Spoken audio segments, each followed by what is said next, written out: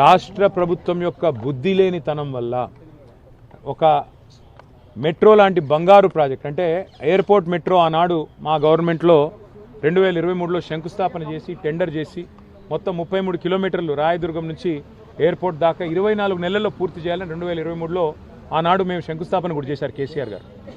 రాష్ట్ర ప్రభుత్వం యొక్క బుద్ధి లేనితనం వల్ల రేవంత్ రెడ్డి యొక్క మరి తలాతోకా లేని ఆలోచనల వల్ల ఈ పాటికి పూర్తయ్యేది ఆ మెట్రో నిజానికైతే, కానీ దాన్ని రద్దు చేశారు. రద్దు చేయడమే కాకుండా మరి వాళ్ళ కొత్తగా మెట్రో అంటూ కుని రాగాలు కూస్తూ ఉన్నారు. వాస్తవం ఏంటంటే దొందే కాంగ్రెస్ బీజేపీ.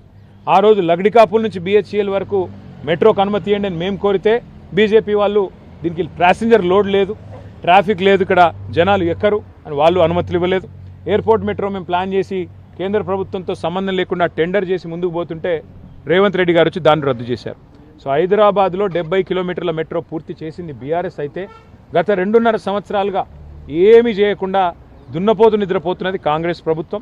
ఇవాళ హైదరాబాద్ కార్పొరేషన్ ఎన్నికలను దృష్టిలో పెట్టుకుని హడావుడిగా ఈయన ఇద్దరు కలిసి దోబూచులాడుతున్నారు తప్ప వాస్తవం ఏంటి అంటే అక్కెరలేని 14,000 కోట్ల ప్రైవేట్ రుణాన్ని, ఒక ప్రైవేట్ సంస్థ రుణాన్ని రాష్ట్ర ప్రజల మీద L&T రుణాన్ని రాష్ట్ర ప్రజల మీద బలవంతంగా రుద్దిండు రేవంత్ రెడ్డి. ఇవాళ BHEL నుంచి లగ్డికాపుల్ దాకా మెట్రోకి పర్మిషన్ ఇవ్వండి కేంద్ర ప్రభుత్వం, NDA ప్రభుత్వం. అంటే ఇద్దరు కూడా హైదరాబాద్ ప్రజల మీద మరి కోపంతో, వారికి ఓట్లు వేయలేదు, సీట్లు ఇవ్వలేదన్న కోపంతో ఈ కార్యక్రమాలన్నీ చేస్తూ ఉన్నారు. మళ్ళీ నేను చెప్తా ఉన్నా, వీళ్ళు ఇంకో 2.5 ఏళ్ళు ఈ డ్రామాలు చేస్తూనే ఉంటారు. తిరిగి మళ్ళీ బీఆర్ఎస్ అధికారంలోకి వస్తేనే హైదరాబాద్లో మెట్రో పరుగులు పెడుతుంది.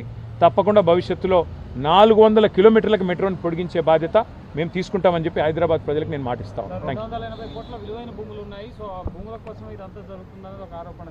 రేవంత్ రెడ్డి అనే రియల్ ఎస్టేట్ బ్రోకర్కి తెలిసిందే భూదందా.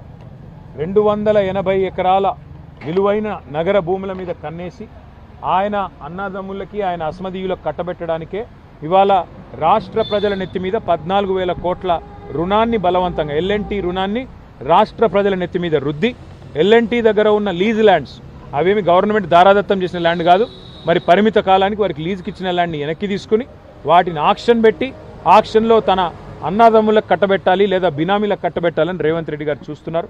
ఇవన్నీ కూడా రాబోయే రోజుల్లో బయటకు వస్తాయి, మీరు చూస్తారు.